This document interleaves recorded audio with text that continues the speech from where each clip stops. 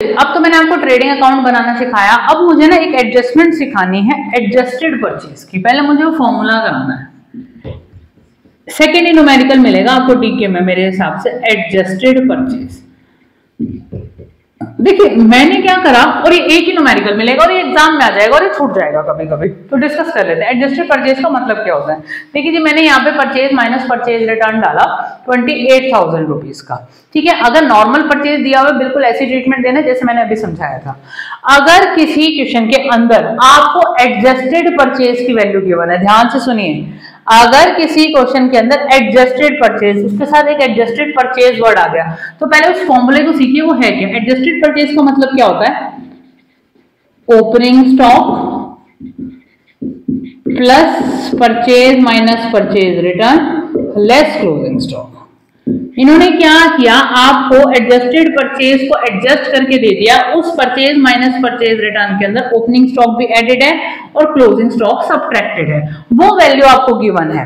और क्वेश्चन के अंदर आपको ओपनिंग स्टॉक अलग से भी गिवन है और क्लोजिंग स्टॉक भी अलग से गिवन है। तो ध्यान से देखिए मैं क्या करने वाली हूँ। अगर किसी क्वेश्चन के अंदर, इसी क्वेश्चन में चेंजेस ला रही हूं मैं, ठीक है, अगर किसी क्वेश्चन के अंदर एडजस्टेड परचेज गिवन है और एडजस्टेड परचेज की वैल्यू, ध्यान से देखिए यहां पे मैं लिख रही हूं टू एडजस्टेड परचेज, ठीक है। एडजस्टेड परचेज हमें दे रखी है, अमाउंट भी ले लेते हैं हम 60,000 रुपीज की, ठीक है। 60,000 की मेरे को एडजस्टेड परचेज हमें क्वेश्चन में गिवन है, ठीक। क्वेश्चन में देखिए चेंजेस क्या करूंगे। अगर किसी क्वेश्चन में एडजस्टेड परचेज गिवन है तो इसका मतलब उसके अंदर ओपनिंग स्टॉक ऑलरेडी एडजस्टेड है, क्लोजिंग स्टॉक ऑलरेडी सबट्रैक्टेड है, क्योंकि ओपनिंग स्टॉक क्या हो रहा है, एडजस्टेड परचेज में ऐड हो रहा है, और क्लोजिंग स्टॉक क्रेडिट से आ रहा है तो वो सबट्रैक्ट हो रहा है। तो आपको उस क्वेश्चन के अंदर अगर क्लोजिंग स्टॉक गिवन है नहीं पुट करना है, ओपनिंग स्टॉक गिवन है नहीं पुट करना है, क्योंकि एडजस्टेड परचेज में ऑलरेडी ओपनिंग स्टॉक एडेड है और ऑलरेडी क्लोजिंग स्टॉक सबट्रैक्टेड है। और ये एडजस्टमेंट करने के बाद उन्होंने आपको एक्चुअल परचेज दी है, तो इसका मतलब आपको ना ओपनिंग स्टॉक दिखाना है और ना क्लोजिंग स्टॉक दिखाना है, डायरेक्ट एडजस्टेड परचेज देनी है और आपका ग्रॉस प्रॉफिट है या ग्रॉस लॉस है वो निकालना है। ये फंडा हुआ आपका एडजस्टेड परचेज का। इसके साथ साथ मुझे एक और चीज बतानी है, COGS, that is termed as cost of goods sold, क्योंकि कुछ न्यूमेरिकल्स ऐसे आते हैं जहां पे cost of goods sold direct given है। उसका मतलब क्या होता है, opening stock plus purchase minus purchase return, short में लिखूंगी मैं,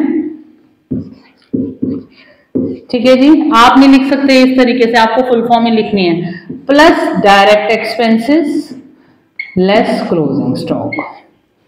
अगर किसी क्वेश्चन के अंदर ट्रेडिंग अकाउंट बनाने को बोल रहे हैं और आपको क्वेश्चन के अंदर cost of goods sold given है, उसका मतलब उसके अंदर ओपनिंग स्टॉक है, परचेज माइनस परचेज रिटर्न को सेटल किया हुआ है, डायरेक्ट एक्सपेंसेस ऑलरेडी एडेड हैं, लेस किया हुआ है क्लोजिंग स्टॉक। तो अगर किसी क्वेश्चन के अंदर, फॉर एग्जांपल मैं यहाँ छोटा सा फॉर्मेट भी ट्रेडिंग अकाउंट का बना देती हूँ, ठीक है जी, शॉर्ट में COGS गिवन है, ओपनिंग स्टॉक भी उसमें एडेड है, परचेज माइनस परचेज रिटर्न भी एडेड है, डायरेक्ट एक्सपेंसेस भी एडेड है, यानी डेबिट का सारा काम तो उसमें हो ही गया।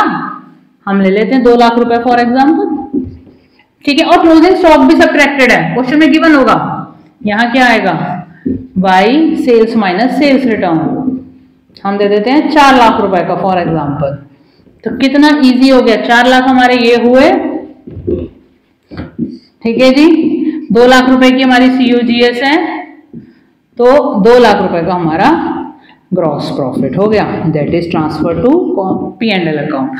तो ट्रेडिंग अकाउंट बनाते हुए अगर किसी क्वेश्चन में COGS गिवन है, फॉर्मूले को ध्यान से देखिए, opening stock plus purchase minus purchase return plus direct expenses, यानी ये सारी चीजों का काम एक फॉर्मूले में ही हो गया।